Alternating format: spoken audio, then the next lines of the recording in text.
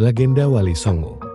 Pada abad ke-15, di tanah Jawa yang masih dipenuhi nuansa Hindu-Buddha, datanglah sekelompok ulama besar yang kemudian dikenal sebagai Wali Songo. Mereka bukan hanya penyebar agama Islam, tetapi juga peletak dasar kebudayaan, pendidikan, hingga tata nilai masyarakat Jawa yang halus dan bijaksana. 1. Sunan Gresik Maulana Malik Ibrahim. Beliau datang dari tanah Arab, dikenal berwajah tedun, berjenggot lebat, tubuh tinggi, dan sorot mata penuh kasih.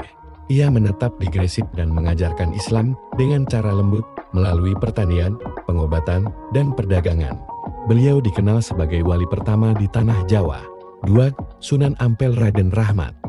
Wajahnya berseri-seri, tubuhnya tegap, dan dikenal sangat berwibawa.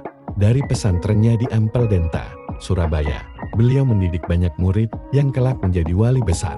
Ajarannya terkenal dengan falsafah Mohlimo menjauhi 5 larangan, madab, main, maling, minum, madon 3. Sunan Bonang Raden Makdum Ibrahim.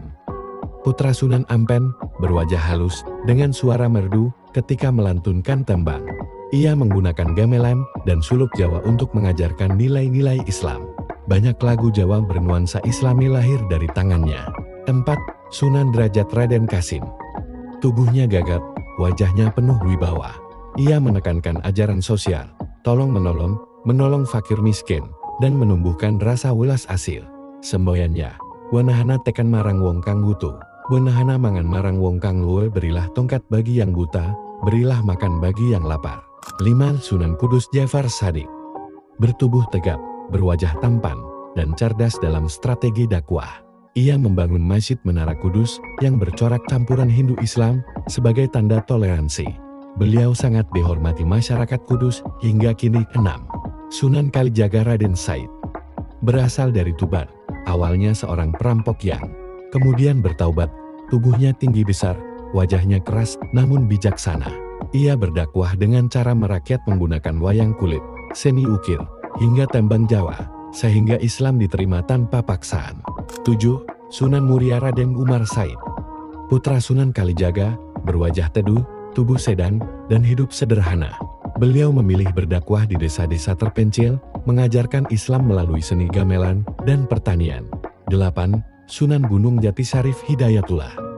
Berwajah tampan, keturunan Arab dan Sunda. Ia adalah pendiri Kesultanan Cirebon dan Demak. Perannya bukan hanya sebagai wali, tapi juga pemimpin politik dan kerajaan. 9. Sunan Giri Raden Paku. Tubuhnya kekar, sorot matanya tajam penuh wibawa. Ia mendirikan pesantren Giri di Gresik yang menjadi pusat pendidikan Islam terbesar kala itu. Dakwahnya sampai ke Lombok, Kalimantan, hingga Maluku. Warisan Wali Songo. Wali Songo tidak hanya menyebarkan Islam lewat dakwah di masjid, tapi juga lewat seni, budaya, pertanian, pemerintahan, hingga pendidikan. Karena itulah Islam di tanah Jawa diterima dengan damai, penuh kelembutan, dan tetap menyatu dengan kearifan lokal. Hingga kini, makam-makam mereka selalu disiarahi, bukan untuk menyembah, tapi sebagai bentuk penghormatan kepada para tokoh yang berjasa besar bagi Nusantara. Demikian kurang lebih ceritanya, semoga menjadi inspirasi bagi kita. Jika berkenan silahkan like, share, komen, dan subscribe. Biar kami lebih semangat lagi membuat cerita legenda ini. Terima kasih.